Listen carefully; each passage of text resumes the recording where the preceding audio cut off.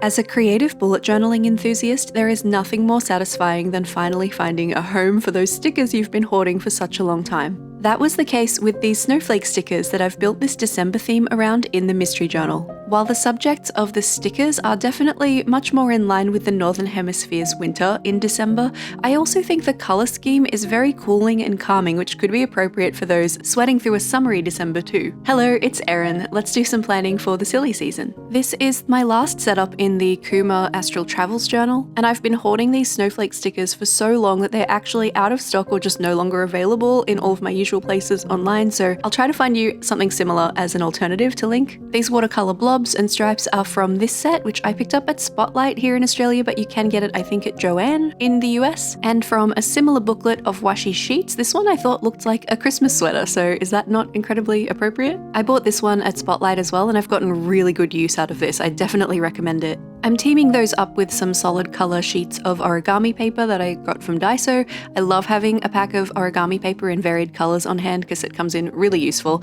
And I have this one sheet of tartan paper that I believe is also from Daiso from their origami collections, but I got this from a friend. I have this little cozy wintery sticker sheet that is from Sticky. I've used one of the stickers before, but we're going to finish up the sheet for this setup. And a little array of washi tapes from my collection that I have rolled onto some cards so that they're a little bit easier to store. As far as pens, I'm using a little selection of Tombow dual brush pens, the 312, the 291, the N89 and the N79, so two greys, a blue and a green, and two of my favourite fine liners, the Sakura Pigma Micron in 01, which is very fine, and 08, which is much thicker. I'll have links to all of the items I'm using in this video down in the description, so if you want to get your hands on anything, you can absolutely do that as long as I can find it online to link. I'm getting stuck straight into my calendar page here. I've decided I wanted to do a calendar next to the cover page. I've been doing lots of full spreads for the covers, so I thought I wanted to mix it up a little bit. We're also getting towards the end of the journal, and I didn't want to run out of pages because this journal is not for me, and I wanted the person who ended up with this journal to have lots of room to add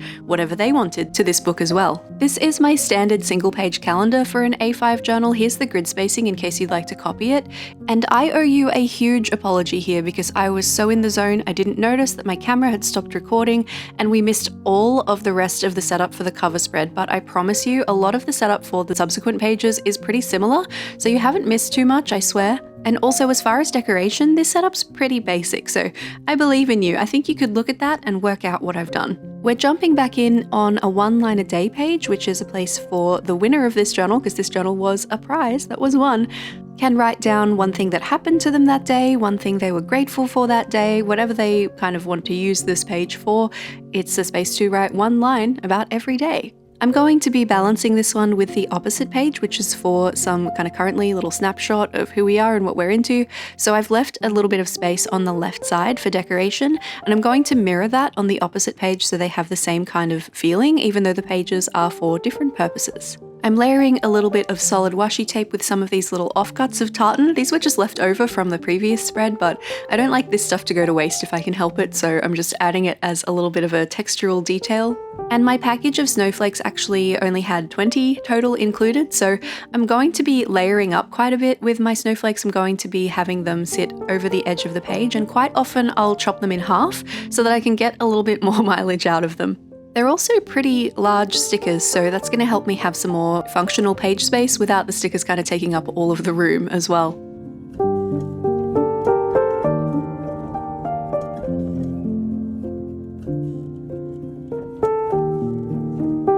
Moving on to the currently page, this one is really fun. It has 4 sections. I'm just dividing the page up vertically into 4 kind of landscape boxes, and each of those is for a different little category. I'm using the 01 Pigma Micron for this because I really like how fine the line is, and it's really good to use with rulers as well because it dries so quickly that you can erase your pencil lines from under it pretty much immediately and not have to worry about smudgy pens.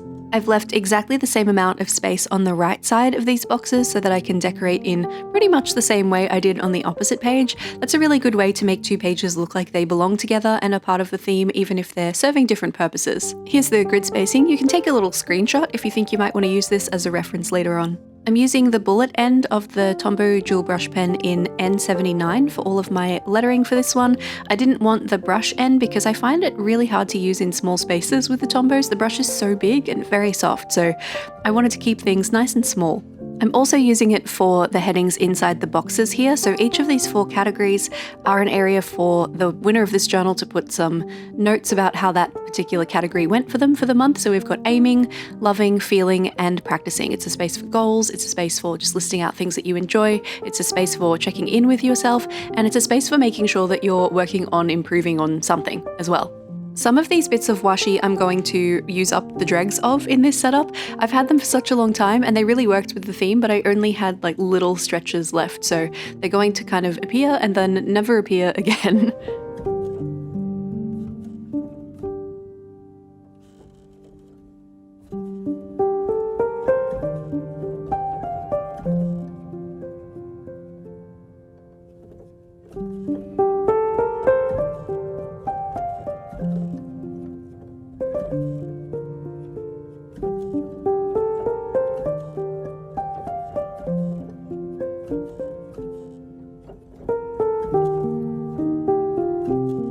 I'm pretty happy with how this spread is looking, so let's turn the page and move on to the next one.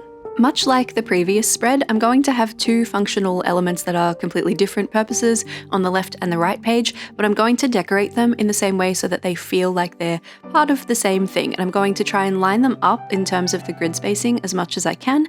That way things look really balanced and even across the page. They feel like they make sense together, and it just looks nice, and your brain goes, looks good.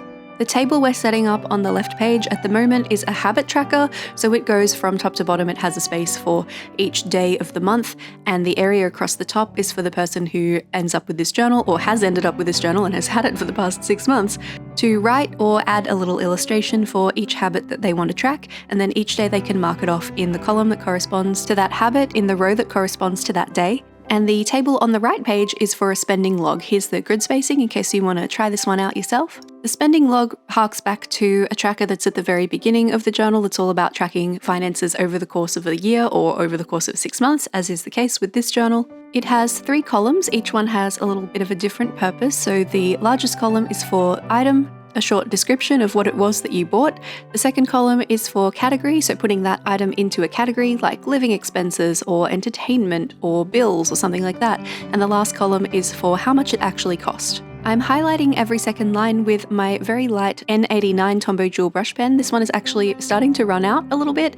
At the time I was filming this back in May, it still had a bit of juice left, but I've since replaced it. Having that every second line highlight kind of helps you to stay on track on your table, but it also just gives the page a little bit of a decorative element without you having to work too hard.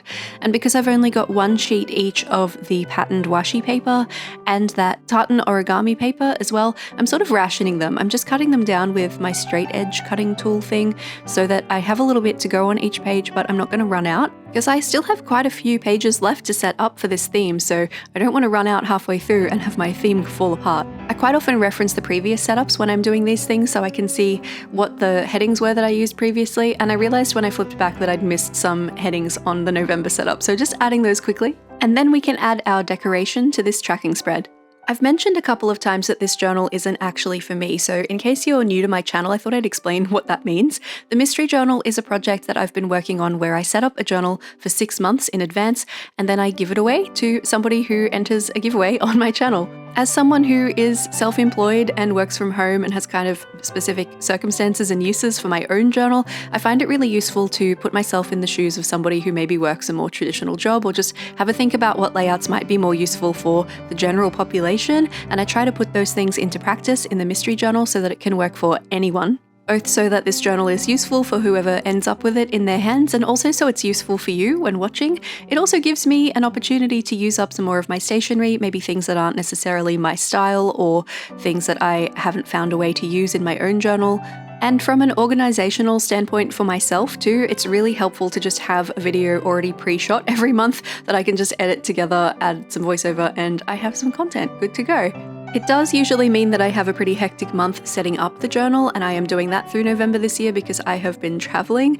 But the next mystery journal giveaway will actually open next week, so keep an eye on the channel and make sure you're subscribed if you would like to be able to enter for the next one. With that context in mind, that this journal is not for me to use, I always like to bake in a bit of flexibility for the winner so that they can add anything that I haven't thought of, because obviously everyone's circumstances and needs will be different in a journal. So this is literally a spare spread. I've just decorated a little bit around the edges so there's enough room for them to use it however they like. And then we will move on to our next functional spread, which is for monthly reflections. Reflection is one of those mindfulness and kind of life improvement activities that I find really useful when I do it, but I always really struggle to get myself to do it, so I'm hoping to make it easier for the winner of this journal to just sit down towards the end of the month or in the beginning of the following and write out some stuff, especially in December, the end of the year. I feel like it's a natural time for us to be reflecting, so this is just a place to look back on the month and kind of celebrate things that you've done well, have a look at things that maybe you could have done better, have a look at things that you want to improve on going into the future. Here's the grid spacing for the reflection spread in case you'd like to get this one into your own journal. I've been including a reflection section in my own bullet journal lately too, but I haven't been dividing it into sections like this and making it quite this comprehensive, so maybe this is something I'll bring into my own journal for 2025, we'll have to see. I'm doing my lettering in kind of a weird order for the heading here because I knew I wanted it to split across the page, but I also wanted it to still look kind of even, and if I just jumped in from the start of the word, I wasn't certain that that would end up being even at all. So I lettered the first half of the word in reverse. It didn't end up super amazing, but it's not too bad either, so it'll do. And now we decorate, and we will also add headings at some point to each of those blue lines so we can separate the categories of the reflection into what they're meant to be.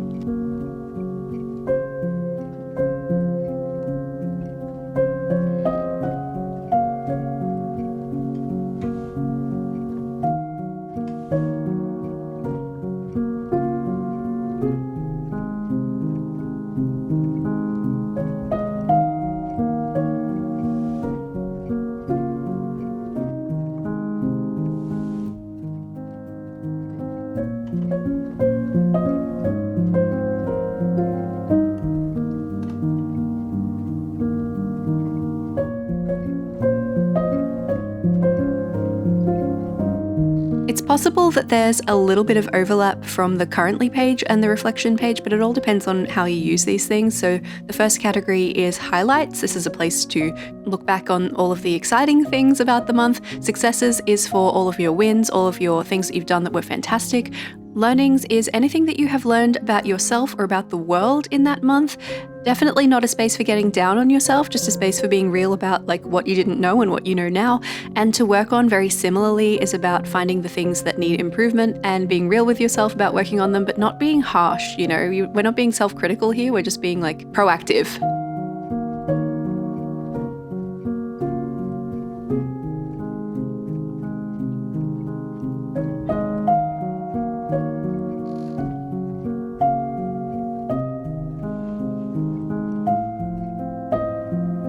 Reflection spread is all sorted out now, so we'll turn the page and move into the first of the weeklies for the month of December. Weekly spreads are where I spend most of my time in my own bullet journal, so there's something that I like to put a bit of effort into in the mystery journal too, to give the winner and to give you some ideas for different weekly spread setups that you might like to try out. I like to vary my weeklies so they're all different. I find having that variety helps to make it fun and interesting for me, but if you find a weekly that works for you and you don't want to change it, that is so valid. I've done that for long stretches myself in the past, so I completely get it. And some people don't like using weeklies at all. Some people will do dailies, some people have no use for either, some people prefer the Alastair method. Whatever works for you is absolutely valid. This first weekly divides the page into 4 rows, and each of those rows has a day in it, except the last one, because obviously we only have 7 days and this has 8 spaces, so I just popped a little note section there. Sometimes I use the heck out of my note sections and sometimes I don't touch them, but it's good to have a little space to put miscellaneous things that don't necessarily belong on a day if you are someone who thinks you might need that. And if you're someone who really likes symmetry in a journal, then you're gonna have to add a note section sometimes, otherwise things are gonna be uneven, because that's just how it works when you have 7 days to a week. Usually when I do a horizontal layout like this, I'll put some decoration in the middle or I'll put it on the outside edges of the spread. This time I thought, why not try both? That could be fun. So I've carved out the functional planning space in the middle of each page, and I'm just adding some strips of washi and some decorations in the space that is both on the left and the right side of that planning space for both pages.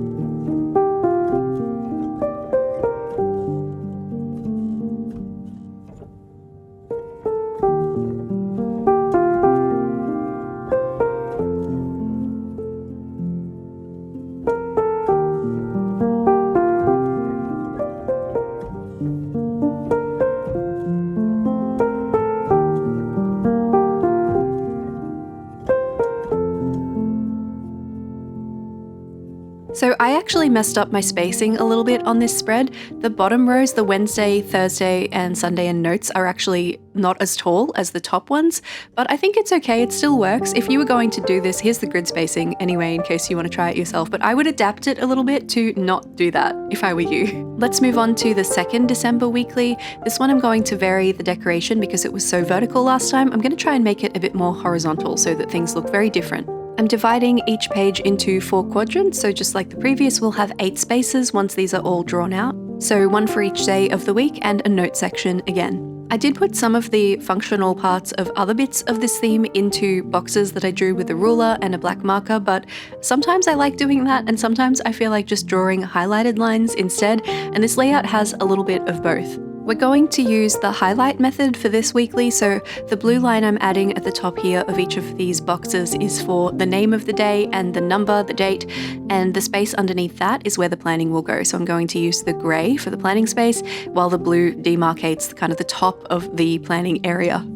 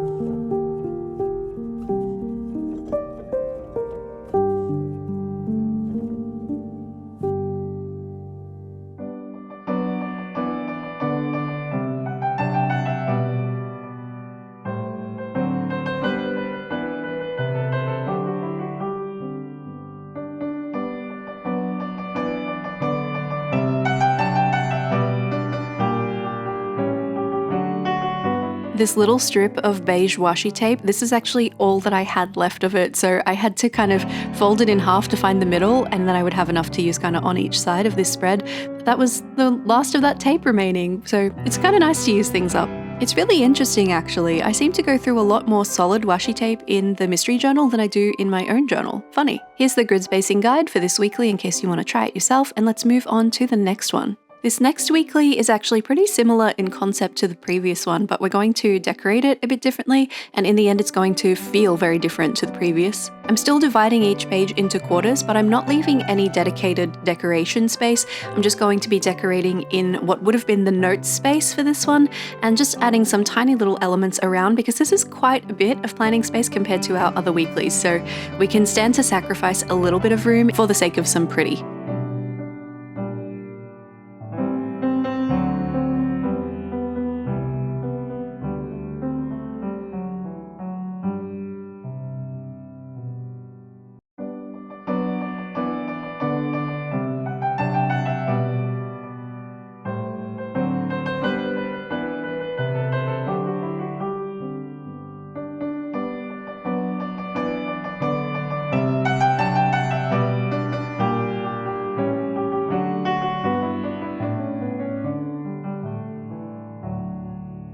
I've seen some variations on this weekly around where people include a tiny calendar or a quote in the first box, or they'll place the decoration in the last box on the right page instead. It's a really adaptable one. I think this one works really well if you enjoy a minimal weekly, because you can just put like one transfer sticker or something in that top left box and be done with your decoration. But you know, I love a little bit more than that, so I'm going to add some tiny little stickers around just to pull in some more of the theme from the previous spreads, make this one feel like it makes sense with the other pages. I'm also going to add my every second row highlight because I love it. And repetition is a really good way to make a theme feel like a theme. That consistency really helps to add a cohesive feeling to things. I have a whole video about 3 different ways that you can incorporate graphic design techniques into your journal to make your pages more beautiful, so I'll have that linked in the description or up in the cards in case you'd like to watch that one next.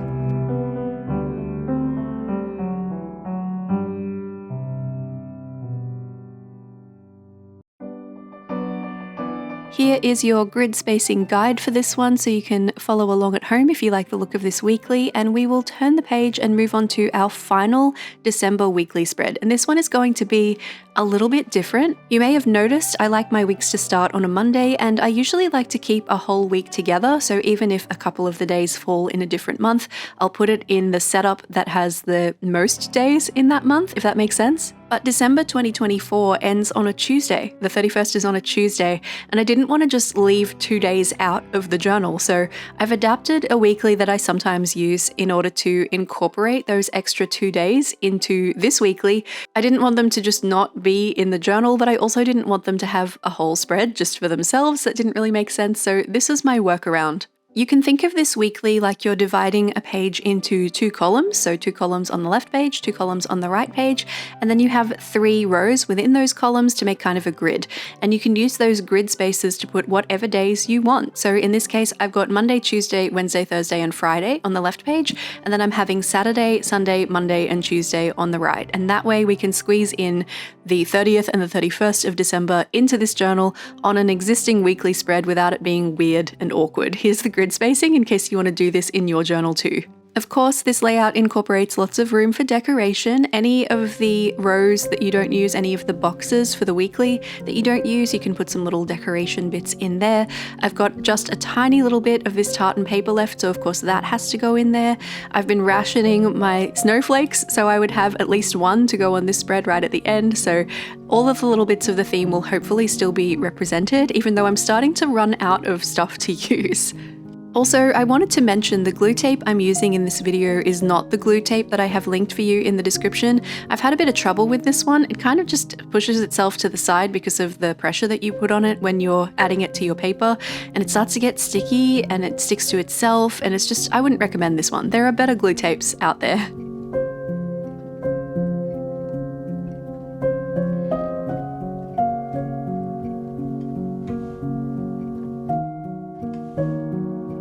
I'm also flipping back to my previous weekly here because I have some tiny little stickers left over, and I wanted an idea of how many I was going to need for my last weekly first before I committed these to the page, but now I know how it's all going to go. I can use these ones up. I didn't want anything left over on this sticker sheet. I wanted them all in the journal.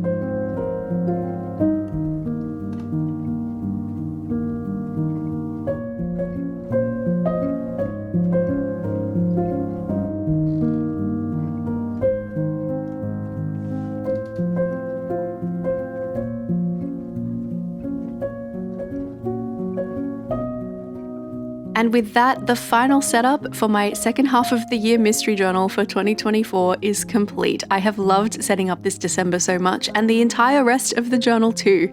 If you've been following along, let me know if you want to see a flip through of the entire journal. Of course, it won't be filled in with data, but it will be what the whole journal looks like from start to finish when it goes out to meet the winner. The Mystery Journal giveaway for the first half of 2025 will open next week, so definitely make sure you're subscribed to the channel if you're keen to enter that giveaway. And I'm also going to have a giveaway for a pre-set up reading journal for 2025 as well, so make sure that you stay tuned if that's something you'd be interested in too. Thank you so much for planning with me. I hope you got some inspiration for your own journal. If you're keen to keep watching, there is a link on the screen at the moment to a playlist of all my mystery journal videos from 2024, and if this setup isn't quite Christmassy enough for you, there's also a link to my December setup from last year in my own journal, which was much more Christmassy. I'll see you over there.